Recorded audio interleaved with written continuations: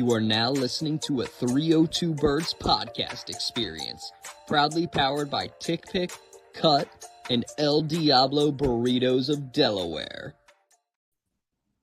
What's up, everybody? Believe it or not, it is season 5 of 302 Birds. And thank you guys for your patience last week. I know we didn't have a show. That was like probably the first time we haven't had a show 1 week ever, I think. Maybe we moved the show once, but that actually probably would have been ever.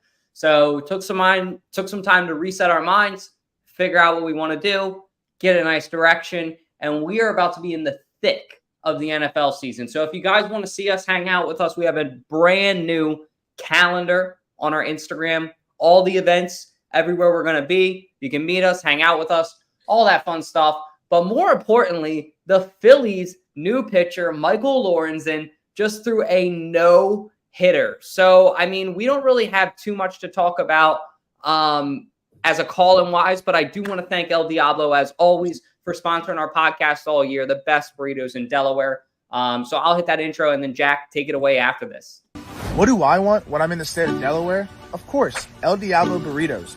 Customer service always is serving your food with a smile on their face, asking how your day is. Their food is phenomenal as well. Their burritos are out of this world, one of the best burritos in town. Their queso is phenomenal. Their burrito bowls are amazing as well. When you're in and around Delaware, stop by your local El Diablo Burritos and tell them that 302 Birds sent you. God bless, go Birds. Thank you, El Diablo Burritos. You got to hit that ballpark, Tommy. Time for Phillies talk with Ballpark Tommy. Junior Stitch. We'd like to thank Cut Bet to Bet Cut. Right, Dutch? Oh, yeah, baby. Bet with Cut. I mean, Phillies no-hitter tonight. Did anybody see this bet coming? A little no-hitter action, Tom. How are you feeling about this? He's been well above, like, what we were expecting. We thought, okay, we're going to get, like, a solid starter. But we didn't expect, like, he's been like an ace so far. Pitched his Phillies debut. He went 8 innings. I think he only gave up 2 runs against Miami. And then tonight there's a no-hitter. Not much more I can ask for out of a trade at the trade deadline. We gave up our number 5 prospect in Lee. I forget his first name, but Lee. He was a second baseman in our farm system. He wasn't going to see the majors for a long while, with Stott playing so well and finally Turner playing so well and being locked into that massive contract. So, just giving up him just to get Lorenzen, I would say that they've seemingly won the trade at this point. And after these 2 phenomenal starts by Lorenzen, like he's been better than we have as advertised. He's been better than as advertised. Yeah, and now, I mean, Trey Turner's playing well now. I mean, I went to the game on Saturday, and that was hype and electric when he hit that home run. And I think the team is gelling a lot better now. Bats are active. I think this team is playing a lot better. Our pitching's gotten a lot better, especially with Lorenzen. Like we said, it's the first time since 2015 that the Phillies had a no-hitter, and that was with Cole Hamels. So this is pretty impressive. He's only been last game, as a matter of fact, as a Philly. Yeah, exactly. And he's only been on the team a week? Yeah, 2 weeks. about that. And him throwing a no hitter, impressive. So cheers up to Lorenzen for sure. Yeah, I mean, to see that was the first no hitter since Cole Hamels in 2015. And actually, fun fact about that is that they traded him that night after he threw the no-hitter, Cole Hamels. But, yeah, so I don't know how many people have done it in Phillies history, like 15 or something like that.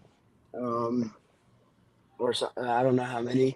But, yeah, that's just incredible to see that happen in your debut at a stadium, too, even then. But my bad, my phone fell. But yeah, I mean, like Jack was saying, the bats are heating up. You see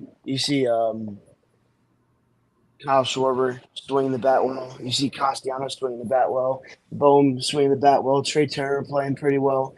Pitching's phenomenal.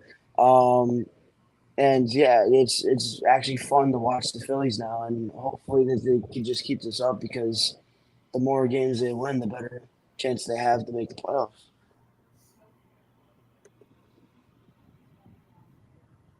Chris, my Yeah, guy, yeah. our No, friend. I completely agree with everything you guys said. The thing I'm thinking about, right, with Nola struggling, he hasn't looked the same Nola that we've seen in the playoffs. We're gonna need a number 2, and Taijuan Walker. He's got the 13 wins. He's leading the NL in that, but it still seems like we've been missing that number 2 pitcher that we're gonna need to throw out there when the playoffs and we get later into the season. So, I mean, I look at, obviously, like you said, Tom, last start 8 innings against Miami, and then this start, obviously, with the no hitter.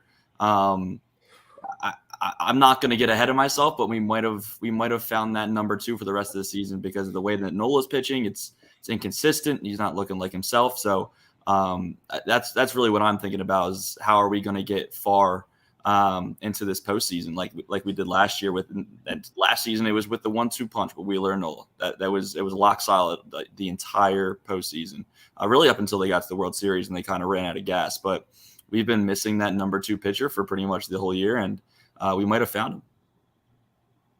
Now, Chris, going off of that point, I have a hot take. Yeah, with let me hear it, Tom.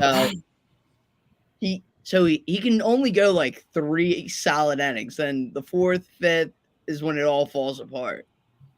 Be that middle inning reliever type guy, like when you need a high leverage situation in like the 5th or 6th inning, come playoff time. You're talking about Nola being like a bullpen guy. Oh no, you give him a clean inning. I will say Eflin kind of took over that role last year when he came back from injury, and it worked out well because anytime we needed someone to come in for like 3-4 innings when someone would, if one of our starters could only go 5 and you had Eflin coming in pitching 3 to leave up to like Alvarado or Sir Anthony. It's huge. It's really huge to have a guy like that that's going to come in and give you those really solid innings.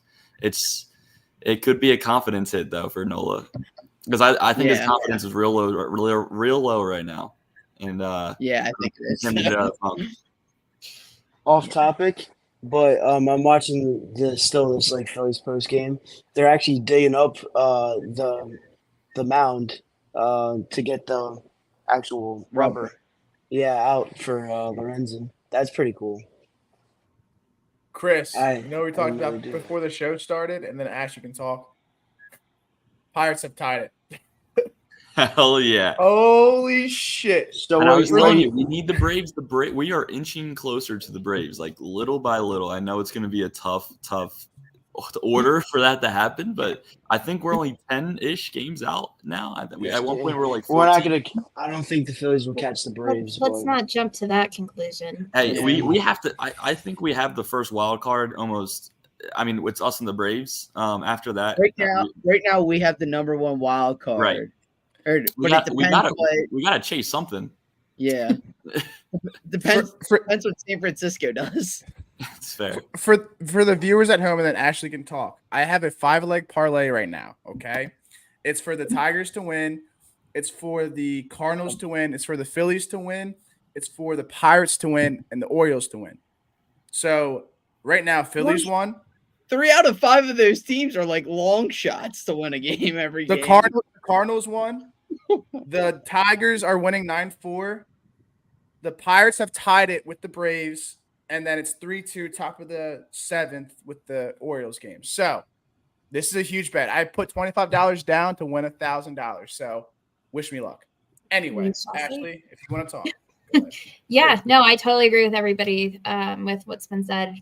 He is balling out and having just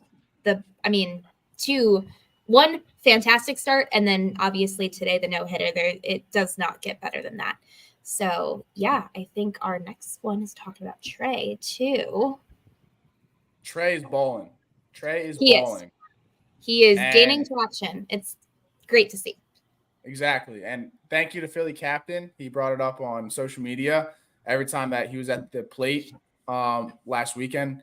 Give him a standing ovation. And like I said earlier, I was at the Royals game where he hit that bomb, the 3-run home run. And it was electric. The stadium erupted. And I think Trey Turner is a great player, but he needed that confidence boost. As we know, being Philly fans, like it is tough to be a Philly athlete because we're so tough on you.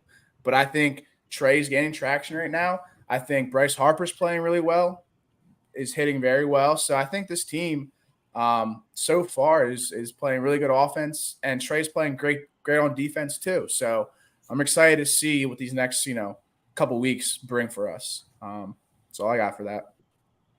And the big thing about Harper too is that he's getting his power back. You see him going deep more often now, and that's what you want to see because it's nice to have doubles, singles, triples.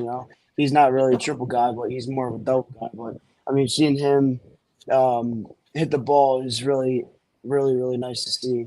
I'm excited for the playoffs. I really am. And Bean What's Toast. what's the cash out? Yeah, I was about to say, Bean Toast, the cash out right now is at $140. So, if it's not safe, then I would take them more money than you can get. Hold. Hold it. I'm glad you brought up Philly captain, Jack, because that was pretty cool to see what social media did. And I think it's really cool that Trey Turner paid for a billboard. I don't know if he did or City did. It kind of looks like the Phillies marketing team. I'm not going to lie, but whatever. It was a pretty cool token of their appreciation. I'm not going to lie. You know what I mean? It's nice to see that it meant a lot to him because clearly our guy's affected. And Philly captain's video, it was very a personal. If you haven't watched it, go watch it. He's sitting there. He's our guy. He's talking about Trey Turner it's almost his own kid or his brother. And there's just something to be said for that kind of fandom. Tonight, Lorenzen's no hitter. The whole stadium on their feet. Lorenzen. The other night, practice. Lorenzen. Yeah, this one's going to be really bad, Tom. It's going to be horrible. Lorenzen, did I say it right? Yes. It's the easiest name to say. Holy shit. Don't even get me started. Lorenzen? Yes. Yes. I'm going to say it to myself in the mirror tonight. Lorenzen, though, the whole stadium on their feet. And then practice the other night. 55,000 people for fucking practice. What other NFL team or what other stadium, city has fans that are that crazy, that are that invested, that care that much? Yes, we may get upset, but to have that amount of support, I feel like a majority of players love it. Yeah, I watched that entire game. I think it was the last game in Miami that went to extras. And just the ground ball that he absolutely botched. I think it was a 4-hour game. And it made me sick. And then for, the fans to come back when they come back to Philly against the Royals, and the first game they give him a standing ovation. And then the second game they give him a standing ovation and the big home run. I think it's a testament to the fan base, the relationship that this fan base has with the players. And I think it's unique. There's not much like it in sports in general, not let alone baseball. The billboard, he's going to be here for, what is his contract? 11 years? 11 years? 10. 12 years? 12 years? 10. He's going to be here for a decade. So that's the reality that we're facing. And, he's having a tough year. Castellanos had a tough year last year, and obviously he's bouncing back with his 200th home run tonight. But I think give it time. It might not be this year. It might happen in the playoffs, but I think he will really start showing the fans what he's made of and how good of a player he is, because he really is that good.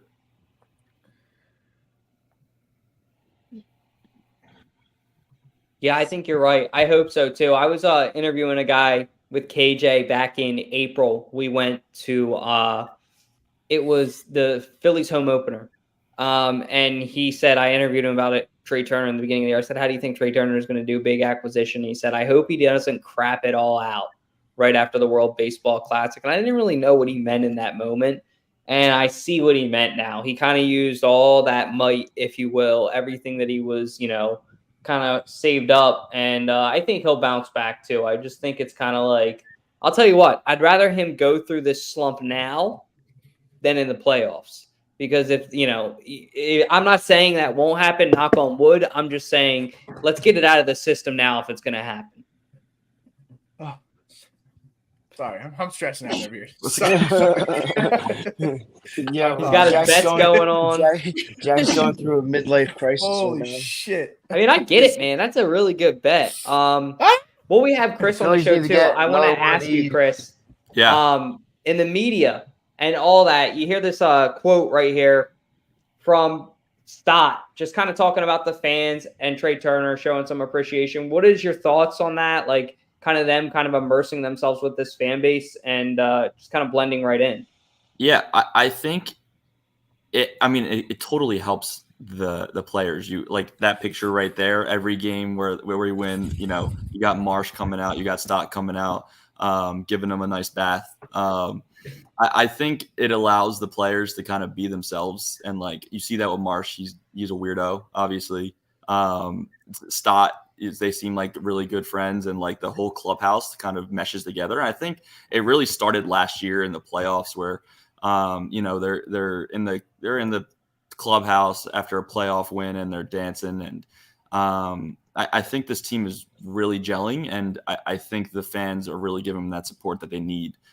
Where it says, hey, you guys can be yourselves. Like this is a family here. And it's really affecting their play, obviously. Like we're first in the wild card. We went to the World Series last year, hoping to do that again. We have big aspirations, and this team is really good enough to make that run because of how close they are. It's rare where you get that in a clubhouse. So it really is helping this team out with that relationship. Yeah. I mean, I think with us and just as fans, just us giving him that positive reinforcement, I think, like you said, Chris, like Turner's here for a decade. And if we keep giving that positive reinforcement, I think he's going to be there long-term and play really well, be a good Philly for us. I don't know if we brought it up, but it's like I was on the 94 WIP and they interviewed, what's his face? Bryce Harper. And he just loves the city. He fell in love with the city. In the interview, said, I wish I started my career in Philly. So that tells you something, that how much these players love their city and how much they want to do what they can for the team. Yep. Great segue. Because that quote, funny enough, is actually our next topic. Unless anybody has anything else to say on that. No, I feel like everybody summed it up really well. You're on mute, Dalton. Okay, we're good, I guess.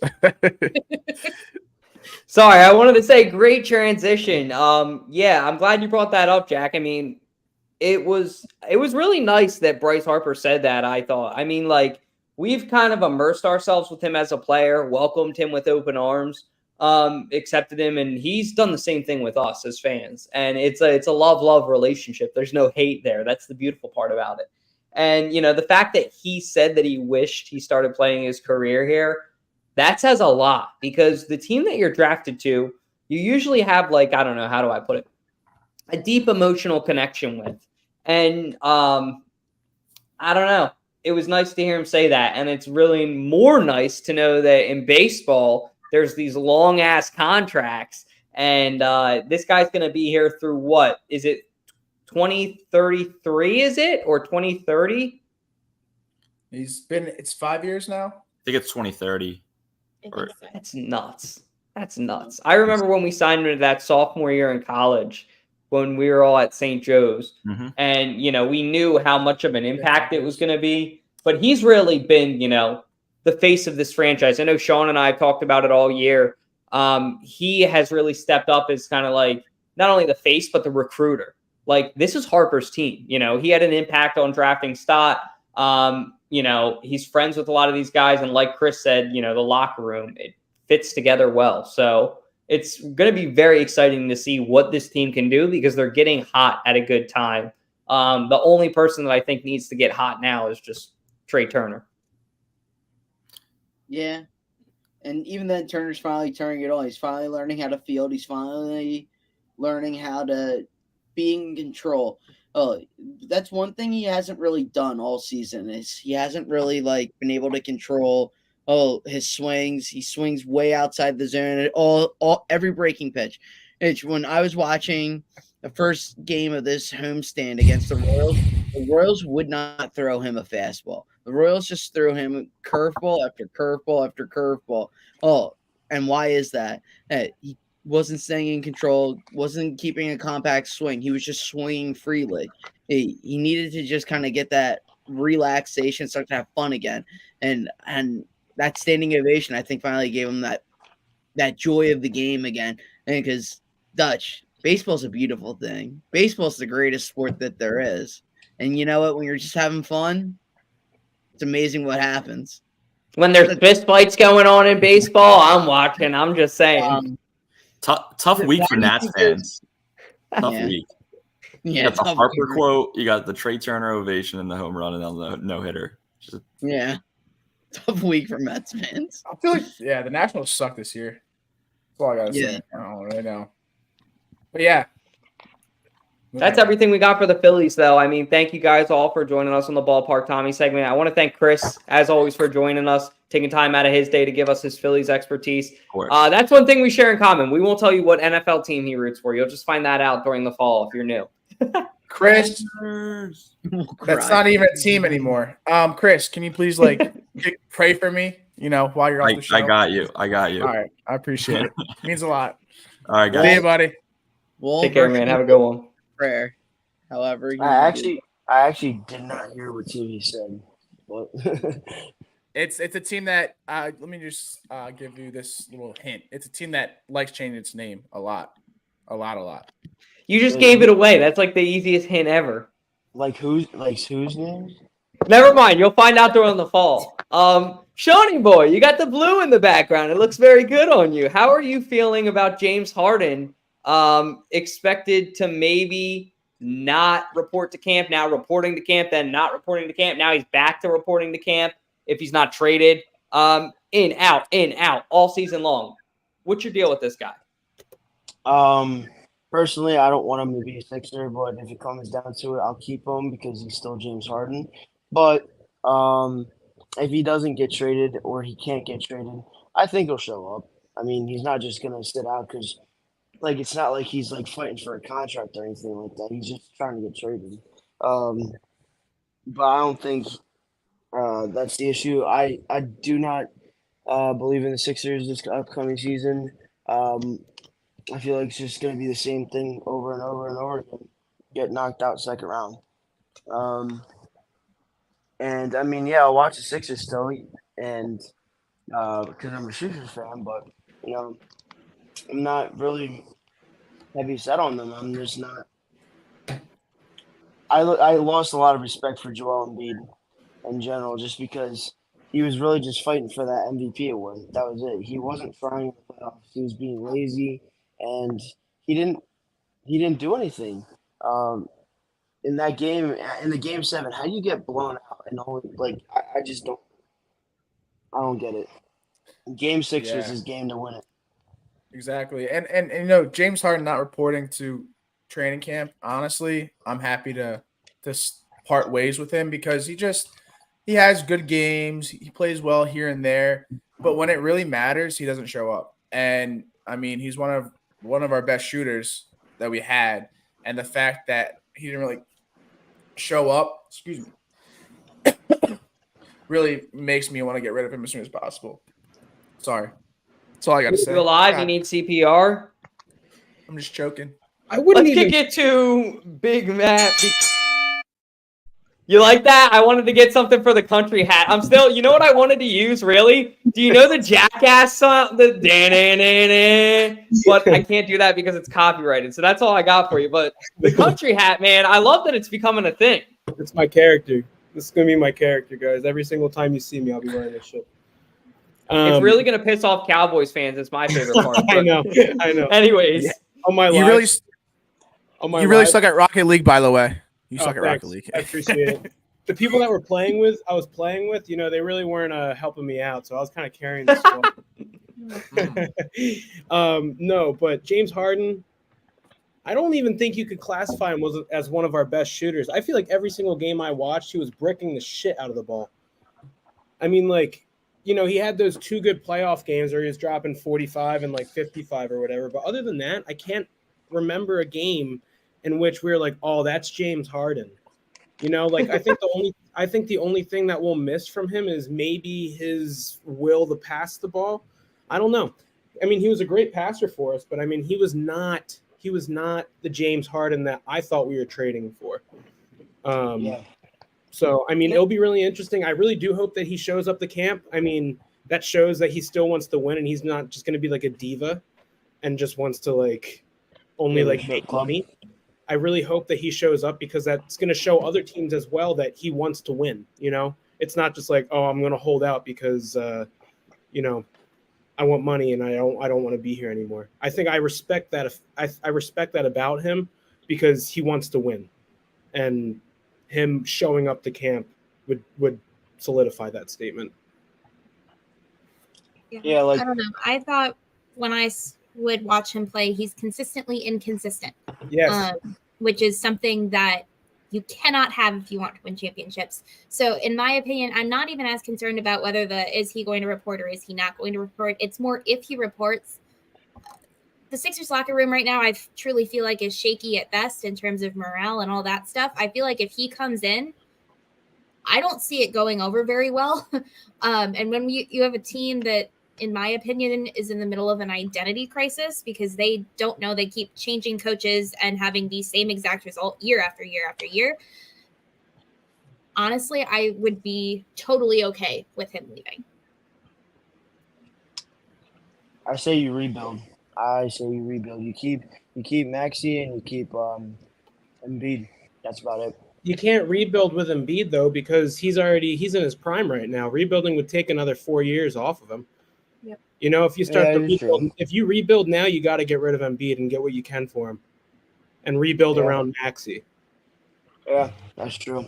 And that's not the most, comforting thing. And no disrespect to Tyrese Maxey, but that's putting all your eggs in one basket for real. And doing that with one player in the NBA is very scary. Yeah. Like right now, the Sixers are in a win now mode, and they're not winning. So it's like, that's what really sucks. On a side note with the Sixers, what did you guys think about Wells Fargo Center trying to make an extra push for the for the Sixers to stay? They said that they want to do $400 million renovations to the stadium in an effort to keep the 76ers there. So, I mean, the 76ers still point blank said, though, we don't care. We want to be in a center city environment because 28 out of 30 NBA teams play in a center city environment. So, I mean, I just think the traffic, man, and they also said on 76th place they want to put an apartment building above it. That sounds about as dumb as rocks to me. I'm sorry. Yeah, no, I mean, where they want to place it, like you just said, Dalton, there's like no parking at all. So you're going to have to get a subway to get to the door, and it's like pointless because, granted, I mean, yeah, they want to be in the city because it's where every team is, but like for the fan base, no one's going to go to those games because it's going to be a bitch to park. Like, why would we want to spend money to go to a game where we can't really park, and then building this skyscraper? It looks like I don't understand what they're trying to do. Like, it doesn't make any sense to me.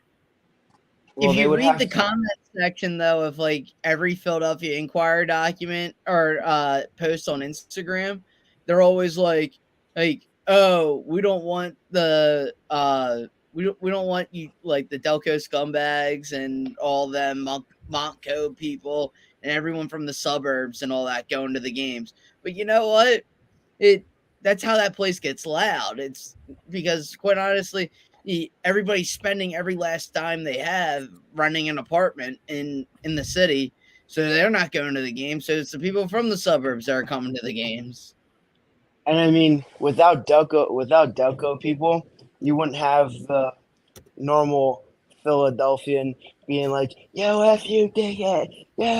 Yeah, screaming at the top of their lungs, You wouldn't have that Delco accent made. So Delco people, they brought us a lot of joy to Philadelphia sports. But my overall reaction, we don't do the dickhead thing as much. But Dobby! Dobbins, sorry. But the double birds for the Frosties, man. Gotta do. Dude, what the fuck? But yeah, my overall reaction with like the whole thing. First of all, it's gonna ruin Chinatown, and there will be no Chinatown really left over. Second of all, it's in, like Dalton said, the center of the city, so like traffic is gonna be horrible getting out of there. It's just not gonna be a good place to even go to a game. Like it's not appealing to want to go to a game in Center City, you know. So yeah, I feel like they should either buy the lot on the Navy Yard. I thought about that too. Like that would be sick on the Navy Yard. Like that's pretty close by, or just stay at the Wells Fargo. And I mean, not to give my girlfriend a shout out, but I'm giving her a shout out. We went to the Phillies game. Went to the Phillies game over the weekend, right? And she's a Orioles fan. She's a Ravens fan, and she's like, I love the fact that Philly, all the teams are so close together, all of the sports teams for the city, which, I mean, I was like, oh, really? Like, I didn't think about that. But, I mean, I think it would just ruin that kind of that feeling of Broad Street, or just like where all the stadiums are and things like that. I'm thinking they just remodel. Can they do that? I mean, make the seats bigger, like. The problem is the Sixers don't want to stay. Like, it's the organization is saying we don't want to be here anymore because it's Comcast that owns it, and Comcast, we all know, would have the Sixers by the balls. Yeah, I feel that. Yeah, that's all I got to say. But I will say there is something magical about having all of the teams in one location. I have lived in three cities that have multiple professional sports teams, and none of them are near each other. So there is something magical about them all being right there. I definitely think should not be underestimated. I mean, I'll just be repeating you guys, but yeah, it's extremely unique. I mean, just thinking about other cities, I mean, I feel like we're the only city that has a true sports complex where you can go and, I mean, it's so much fun when you can go to a Phillies game at 1:00 and then catch a Sixers game at 7. Like, it's awesome. Or an Eagles game. Like, I mean, no other city you can really do that. The best is when you got the Eagles jersey on and then the Phillies jersey unbuttoned over it. That is a whole look. This fall, stay on the lookout because that could happen again. I mean, November, I remember when we were at the World Series that night, Houston Texans and Philadelphia Phillies, Houston Texans and Eagles, and then the Phillies and the Astros. So it was like the battle of Houston and Philly that night. It was very cool, but that was the one night I would say I never gave a shit about the Eagles, which is kind of wild. And that's actually a nice segue into our next segment. But before we get into that, I know Jackson has prepared some trivia for you guys on season 5. We're going to restart with score. It's been horrible. We're actually going to keep track of it this year. I think overall for our last spell of questions, Ashley won. Yeah. Yep. I'm in agreement of that. Yeah. Pretty handy. So Ashley takes the champion for season 4. We'll start season 5 tonight, which you guys know. Time for everybody's favorite part of the show, 302 Trivia with your host, Jack Dalton, the mayor of Delaware. Everyone loves this night, this little spiel about trivia. Thank you to Fantasy Football Network for sponsoring that. But tonight's question we have is, what Eagle quarterback tied an NFL record by throwing 7 touchdown passes in one game? Again, what Eagle quarterback tied an NFL record by throwing 7 touchdown passes in one game? Dude, you're throwing up meatballs, man. You guys gonna get this wrong, guaranteed. We got A, Nick Foles. We got B, Donovan McNabb. We got C, Carson Wentz. And then we have D, Adrian Burke. You just said the answer. Nope. Are you delayed? He said all of them. I know. No, I know. Oh, I get what you mean now. Sorry. Yeah, sorry. I'm delayed. Yeah, so you guys are going to get this wrong. Like, I'm just telling you. You're going to be like, holy shit, that's the answer? Anyway. You guys said Tom's the only one that could have... I felt pretty good about mine. You said all 4 of them. Well, obviously you had to say the answer. I know this because I remember this game, so I know my answer's right for sure. But it's actually a nice segue into our next segment, which Tom, I guess, is the only one that's smart enough that could have been a lawyer.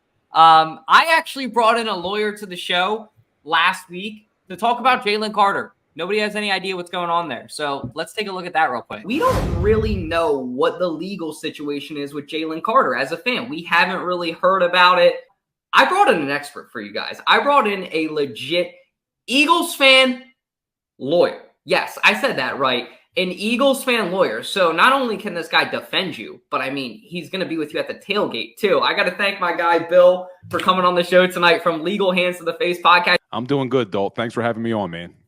Hey, man, thanks for coming on. We're happy to have you. I mean, what is your thoughts on this whole Jalen Carter situation as a fan with a law perspective? Yeah, it's interesting because I'm an attorney, but I'm really a wannabe Philly sports talk guy. So I have the Eagles podcast, and I hope and pray that my day job doesn't intersect with my dream job, because you never want the law and the Eagles mix, because it's not going to be good news. You know, with Jalen Carter, though, I mean, this is exactly the type of law that I practice, which is these civil lawsuits. Whenever there's a criminal matter like this where people are injured, and unfortunately in this case killed, there's going to be a civil lawsuit that follows. So I know that Jalen Carter and his team, they had to know that this was coming. They anticipated it. It's just the timing wasn't great. There was a lawsuit filed in May, and now a second lawsuit gets filed July 13th.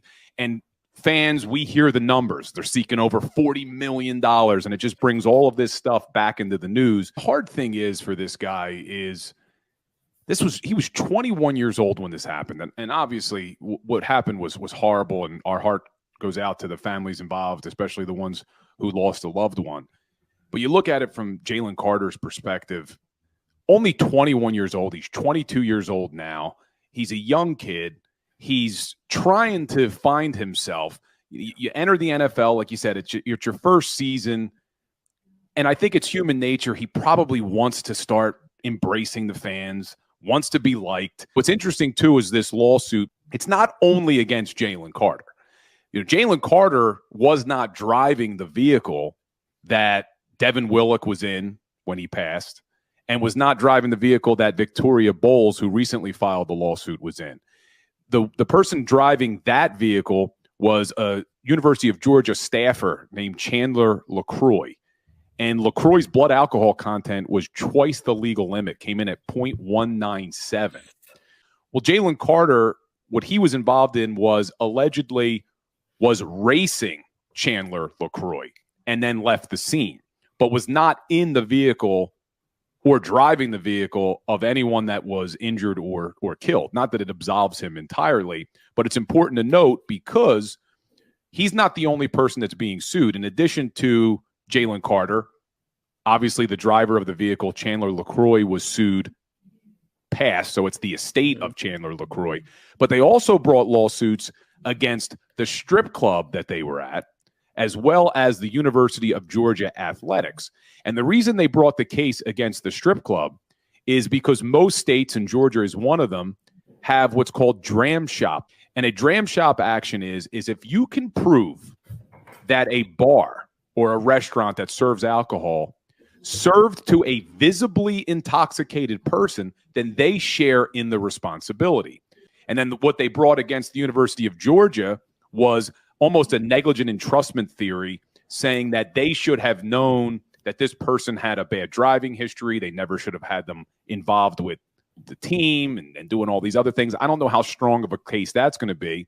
And then they also sued the car dealership that leased Jalen Carter the vehicle under the same theory, saying you should have known Jalen Carter sped a lot, because before this incident, he had 3 tickets apparently for speeding. You hear these $40 million in damages, but that's not all against Jalen Carter. There's other parties involved, and other parties that from the outside, and I don't know the full details, but from the outside looking in, you would think would have more culpability than Jalen Carter would. Jalen wasn't driving the vehicle. Chandler LaCroix was. Chandler LaCroix was twice the blood alcohol content limit. after he All gets right. traded to the Phillies, he throws a no-hitter. Does it make sense? I wanted to basically bring him on the show just so you guys would say, okay, here's a legal expertise. Here's a lawyer. He can kind of clarify some of the stuff because a lot of that stuff I didn't really know about as a fan. I mean, I don't know if you guys knew any of that, but there's a lot that can unfold. It seems like the criminal aspect behind it, and like I said, I'm not a lawyer, is kind of over, but the civil side is kind of where things can kind of get tricky. I can't hear anything, guys. Oh, you can't? I can. I hear him. I don't know. We can hear you. Just join and come back. Yeah, I was going to say. There we go. But, I mean, with Jalen Carter, I mean, there's so many things that can happen. The main thing is I think a settlement is coming because that's probably the most likely is kind of what Bill said, Bill from Legal Hands Based podcast. He said your most likely thing that's going to happen is some kind of settlement beforehand because if not, he's going to play all season because there's, I think he said 40 different businesses and, all of those businesses have different lawyers. So to get all of those people together is a lot. You know what I mean? When you think about that, that's a lot of people getting together on one schedule at one place. That's not going to all unfold over 1 year with all the things that they have to do, all the things that they have to break down. So in a way, it's comforting as a fan, but in a way, it's also not because you don't really know when he's going to come back. It's a sad situation. I mean, obviously, this is going to happen because he's in the NFL. They want to bring blast to his name. So as sad as it is, as sad as the situation is, I think there's going to definitely be a settlement. I think they said that Jalen Carter has a good team of lawyers on this case. But I think what Jalen Carter is really focusing on is how the season's going to be. Whether or not that's the right mindset to have, I'm guarantee you it's eating at him that he has to deal with this. But definitely there's going to be a settlement. I really feel bad for this kid. He seems like a genuine person. He's sorry. Everything about that. So, we'll see what happens. I don't think any suspensions are going to occur. I just think people want, and I'll probably get flamed for this, but just want some publicity talking about NFL or a professional athlete. So we'll see what happens.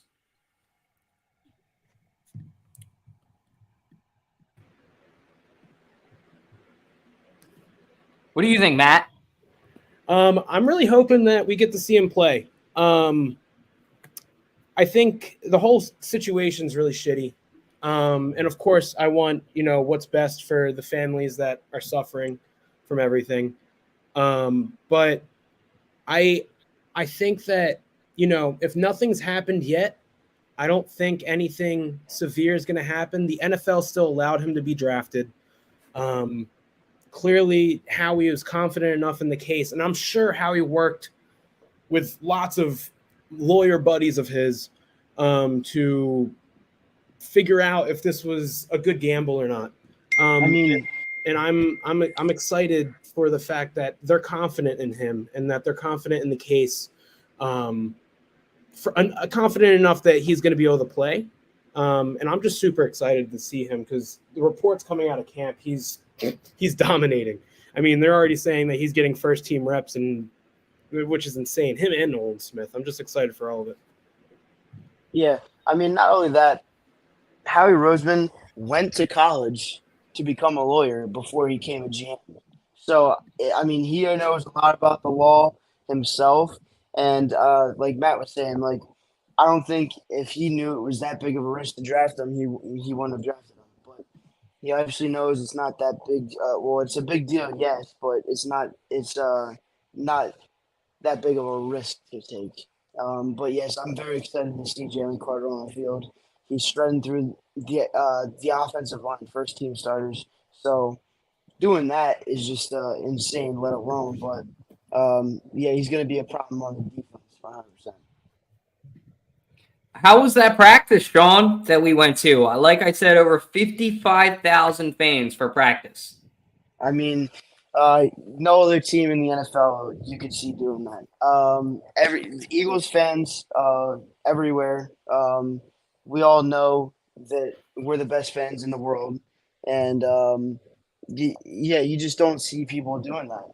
I know it's the only practice that they have per year for open, but I mean, it's just still insane. Like this stadium was well over half filled up. Like it only holds 65,000. So you think like or 67,000, my bad. But that's crazy that they got 50,000 fans to show out to it. But yeah, it was just a really fun day. I mean, seeing Dalt was always good. Seeing his girlfriend, and then hanging out with Fourth and John, seeing all of our friends that we just haven't seen in a while since last season. It's good to be back at the link. It's good to be back in South Philly. It's good. It's just a good atmosphere always.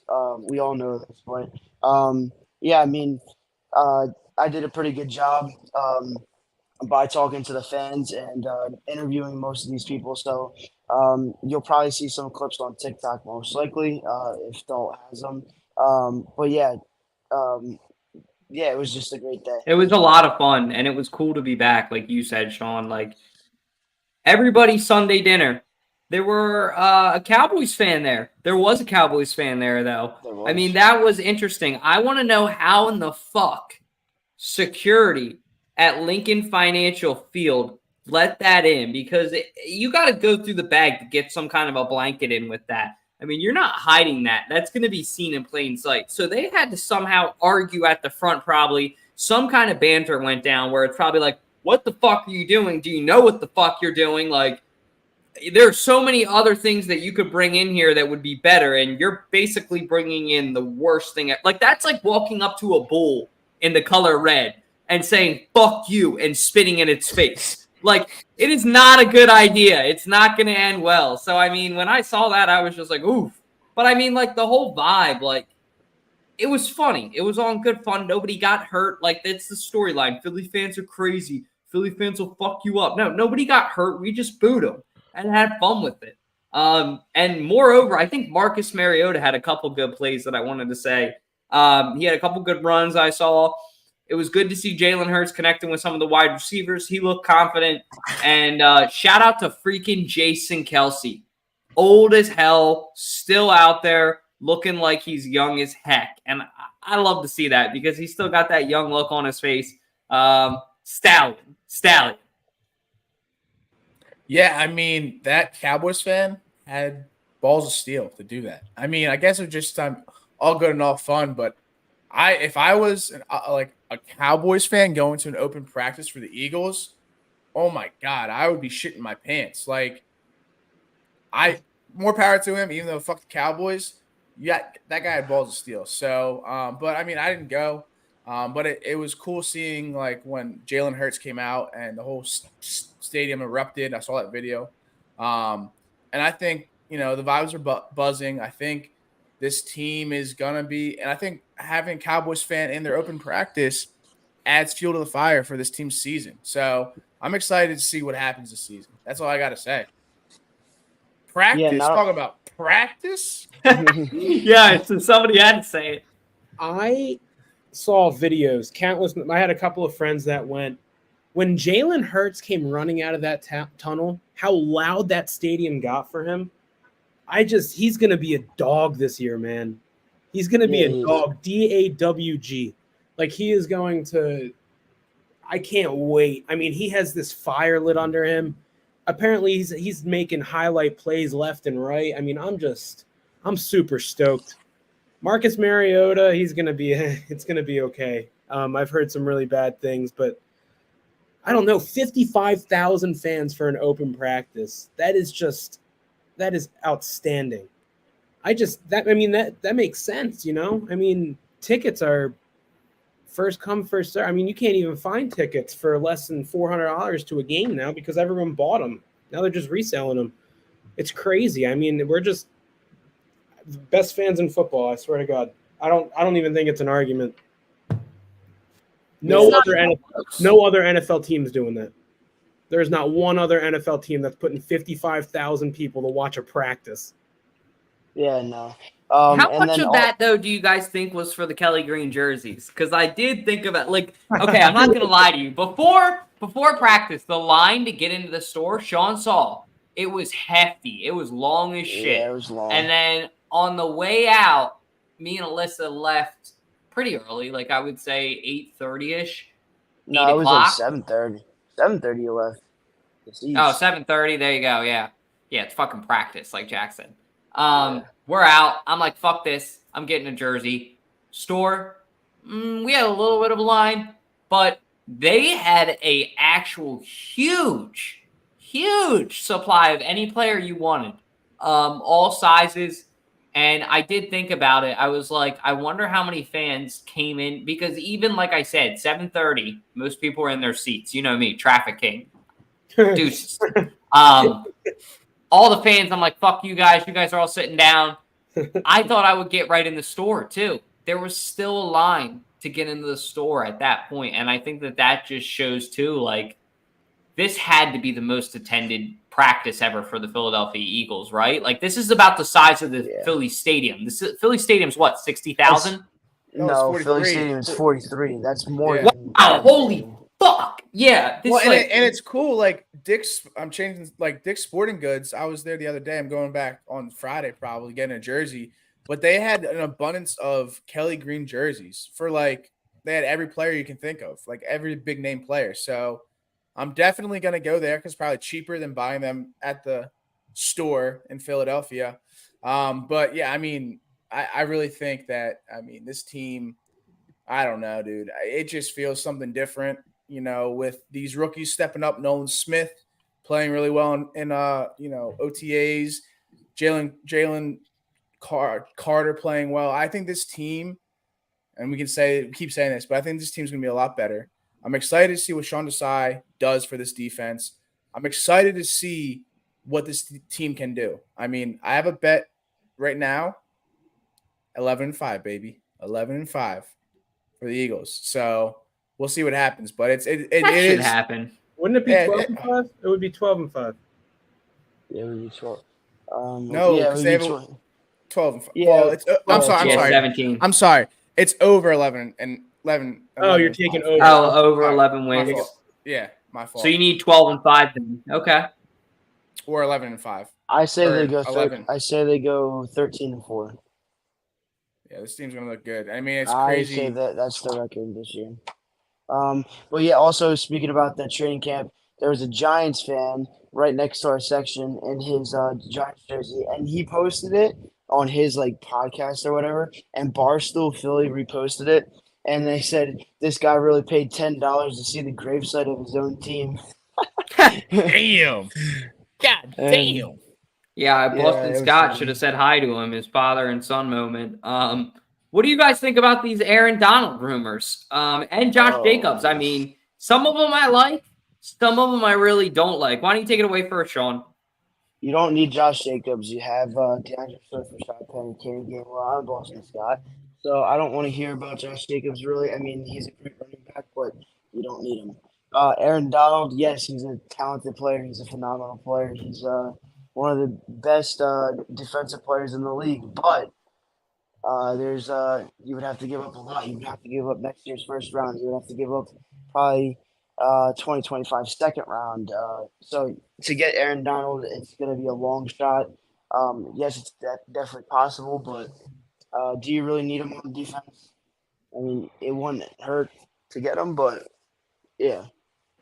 I think that would be the biggest mistake waste of a trade.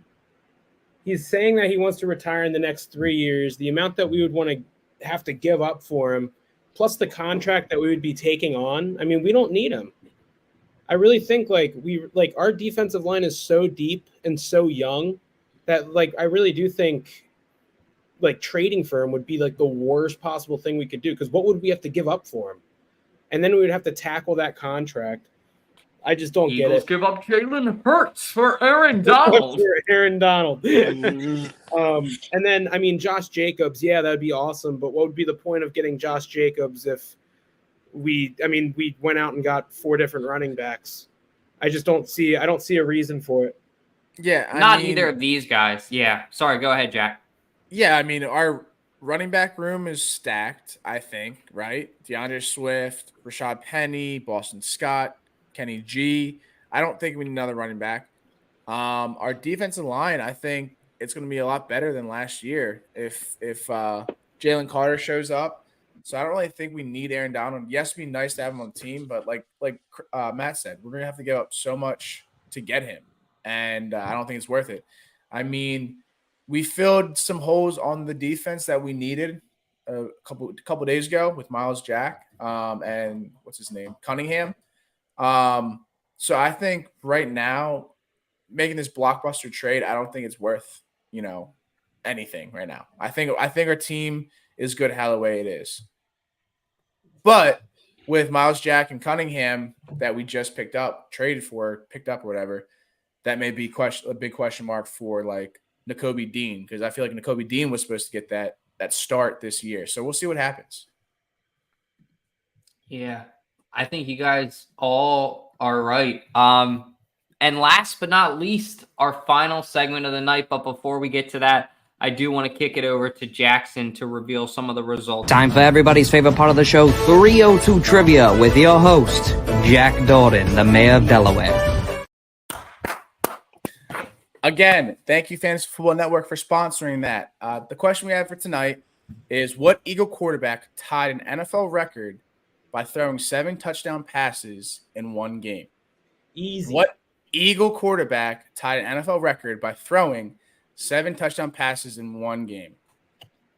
We had Nick Foles, Donovan McNabb, Carson Wentz, or Adrian Burke. I will give you the answers that I got. Matt said Foles, and that's wrong. What? Yeah. There's no way. Yes, it is. And then Sean said Foles, wrong. And then Ash said Foles, wrong. Dalton, I don't even know what you said. Wrong. Hey, Foles. Wrong. The right answer is Adrian Burke. So what happened in Nick Foles' game against the Raiders when he threw for 7 touchdowns in like 2013? Dude, you got to read the trivia book. You're fucking kidding me. Or not just read the trivia book. I'm sorry, the trivia book probably wasn't updated. This said Adrian Burke's big day came in October 17th, 1954 in Washington. He later went to become the NFL official, participating in many big games, including the Immaculate Reception game in Pittsburgh and the NFL's longest game ever played by Miami Kansas City Chiefs. What Eagle quarterback? So Adrian Burke tied the record. I'm telling you, that's what it is. So did Nick Foles. He tied it, but I wonder if it's maybe who threw the record first in the NFL, and if Adrian Burke was the Eagle that threw it first. I don't know, because Nick Foles definitely threw for 7 touchdowns in 2013. I'm telling you. It was against the Raiders. It was against the Raiders. I remember watching that game. Freaking shout out to Riley Cooper. Won't even say anything else. There's no fucking way, dude. It is. It's probably both of them. Seriously. So what, are we not getting points for that? No, we'll get points. We'll figure it out after. No, you won't. We don't got to figure it out now. Because that's a fact that Nick Foles threw for 7 touchdowns against the Raiders, so we'll figure it out. Preseason, though. Lamar, not playing. Jalen, not playing. Mariota, maybe playing. Not too far away. M&T Bank Stadium. How are you guys feeling about this? I mean, anybody feel free to take it away. Preseason doesn't really matter, but it'll be nice to watch something. Preseason. So pause. It says Foles' 7th touchdown pass of the Eagles' win against the Raiders tied NFL record held by Sid Luckman, Adrian Burke, and George Blanda. So yeah, so it was both of them. So you get credit for both answers then. The correct answer is A and D. That trivia book was probably just not updated by 2013 or something. That trivia book was probably made in fucking 1970. Adrian Burke probably wrote that fucking trivia book and was like, fuck you, Nick Foles. I still got this on you, even though you got a Super Bowl, bitch. Anyway, sorry. You're all good. Big Sean, M&T Bank Stadium, you taking the trip down? I will try to make it down. I have no clue if I'll be able to. I need to see. But that being said, I mean, preseason is preseason. I've gone to a lot of preseason games, and I mean, yeah, they're fun. But you just see a lot of the backups play. You don't see any starters until like the third and final preseason game. And then you're lucky to even see them play a full series. So I mean, it's fun. It's fun getting out there, but it is what it is. Preseason is preseason. It's What's not bad going to about be it? like. So I am still hot about. Sorry, I didn't mean to interrupt. So it was an NFL record. Adrian Burke tied. And that was the question. Nick Foles tied the Philadelphia Eagles record. That makes any sense? Why are we still talking about this? Because you guys don't believe me. Sorry, Sean. No, I believe you. I'm just saying both answers are correct. That's all. Anyway. I will be going to Baltimore. I'm very excited. Shout out to Jack, my buddy. He's going to be helping me out, chilling with the dogs. Hopefully, Lola isn't the problem for him. But I'm very excited to see kind of a couple players specifically. I hope that Reed Blankenship plays a little bit. I've been hearing a lot of things about him so far in training camp, that he's emerged as the starting safety. I am excited to see Terrell Edmonds play. I believe he came from Pittsburgh, if I'm not mistaken, and he's going to be a pretty solid player for us. But I just kind of want to watch that safety position battle specifically. I also want to watch the tight end group, who's going to emerge as tight end too. That's an interesting battle to watch. And finally, I want to see, how does Cam Jurgens feel in that right guard position? I don't think that they'll put Jason Kelce or Lane Johnson out there until the third preseason game. Even if they do that, I doubt it. But if they do, how does Cam Jurgens start feeling in that right guard position? And who plays center behind Jason Kelce? Because normally that would be Cam Jurgens, but I want him to start getting comfortable at right guard. So there's a lot of moving pieces for the Eagles in this game, a lot of importance in a preseason game for a lot of guys that aren't named Jalen Hurts, Dallas Goedert, Jason Kelce, things like that. I think we're actually going to see more of the starters than we previously think. We have a new defensive coordinator. We have a new offensive coordinator. I mean, I've talked to a lot of people about this, and everyone has mixed opinions on it. But I do think that we're going to see, probably at least a couple of, probably like a drive or two in the first game for the starters on both offensive and defense.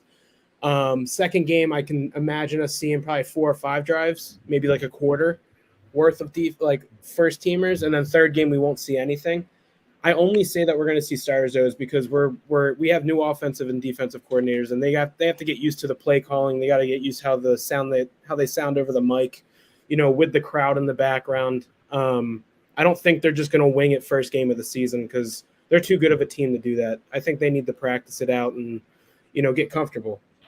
Not like they're going to be, doing plays, throwing Hail Marys up to A.J. Brown and stuff like that. But we're going to see a lot of Kes Watkins. I know we're going to see that. He's got to get his confidence back. And we're going to see a lot of running back battles too. Who's going to get that first spot? We're going to see Swift. We're going to see Penny. We're going to see, all these new guys. The veterans on the offensive line, I can see, why risk the help. We know how good they are. Jalen Hurts is only in his 4th year. Is this his 4th year or 3rd year? This is his 3rd year. 4th, I think. It's his 4th. This is his 3rd year. Yeah. This is his 3rd year third season starting. 3rd year, yeah. So I mean, I can still imagine that Nick Sirianni is like, you got to get out there. I mean, he's only 24 years old. So it's like, he's still young, he hasn't gotten that. Yes, he's an amazing quarterback and, he's good, but I still think our team is young enough where the coach needs to put them out there at least a couple of drives. That's crazy that Jalen Hurts is the same age as most of you here, like Dalton. And, that's pretty crazy to think about, that he's the starting QB for the Philadelphia Eagles and he's the same age as you. I know, it is kind of weird to think about that NFL players who are our age. I was thinking about that a couple of weeks ago. When we were kids, they used to feel so much older. I mean, you think about it, like Matt saying earlier in the podcast, how Jalen Carter is 21 years old. Well, 22 now, but 21 years old going into the NFL. I mean, that's ridiculous. To think about that, these kids are still really young and they're already going pro. And here I am pounding beers on the couch saying, "You suck! You suck! You suck. Fuck you!" One question: how do you guys think on the other side of things? I mean, I don't mind the Ravens as a team. I know Jack doesn't either. We have a lot of friends that are Ravens fans where we're from. If you're not an Eagles fan in Delaware, chances are you're probably a Ravens fan, if not Commanders or Redskins fan. So how do you guys think the outlook for the Ravens is this year? Because they're in one of the most competitive, if not the most competitive division. Yeah, I mean, hey, here's the thing. They have a really good team. They have a good receiving core. I'm not sure what Odell's going to do this year. I mean, he said after this season he's retiring, but it's a matter of they paid Lamar Jackson this big contract that he probably deserved, but it's a matter of him performing because we've seen him. He hasn't really made it to the playoffs. He made it to the first round and lost. Like this team, I mean, John Harbaugh is a great coach. I just think the Ravens are are a young team considered in that whole division. But I think if Lamar can get his shit straight and stay healthy, I mean, I think this team is going to be, number one in their division because, I mean, the Ravens, they got J.K. Dobbins, they got Lamar Jackson, they got OBJ, they got all the weapons that need to be or that they need to have to be a successful team. It's just a matter of like them actually performing well. They also have Rashad Bateman, Yeah, Flowers. Like they're a pretty good team. They have a good, solid core. And then also Gus Edwards is not a backup, not a bad backup running back either behind J.K. Dobbins. But J.K. Dobbins won't be back for a while because last year he tore his ACL, I believe. So he's back. I thought that was 2 years ago. Yeah, he's back this year, I think. Yeah, he's back. So it'll be a lot to see how I forgot OBJ was there, so I'm glad you brought that up too. I mean, it'll be an interesting year for the Ravens. We'll see what they do. I mean, I have a lot of faith in them, but also I'm probably a little bit biased. But moreover, last but not least, we will be at the game. I don't know if we're tailgating, but we'll definitely be in there hanging out around there. So if you guys want to meet up with us, if any of our fans are from Baltimore, birds of a flock fly together. Like we said, I don't have any beef with Ravens fans. So would love to meet some of you guys out there hanging out the weekend in Baltimore. And if any of you guys have any recommendations for anything fun to do, go in our Discord and let me know. The aquarium is expensive, I heard. So might have to look at maybe not look into that. But other than that, I mean, thank you guys all who came out to join us tonight on the premiere of season 5. It's really hard to believe that it's already our 5th season. How much we've grown is insane. I love working with all the hosts on this show. I love working with all the editors. I love working with our GM, Ash. Everybody is great all around. So everybody that has helped make this podcast into what it is, I thank you for your guys' time. I thank you for your guys' help. And I can't wait to bring it for you guys in season 5 because I know we got a lot lined up. Like I said, go check out that schedule. Link is in the bio at 302BIRDS. Follow our TikTok. Subscribe to our YouTube. Help us out on all media outlets. And last but not least, if you're listening on Spotify and Apple Podcasts, if you could please write us a review, it would be greatly, greatly appreciated. But other than that, I hope everybody has a good night, and I will kick it to Jackson to do what he does. Yeah, I mean, it's crazy. We're on 5th season this year. We appreciate all the support you guys have given to us. We're coming out guns blazing this season, so stay tuned. We'll probably bring some more stuff into it. I love the team we're working with, but other than giving that little sappy ending to this, all I got to say is, hey, Josh, it's an outro, not an intro. Hit that outro.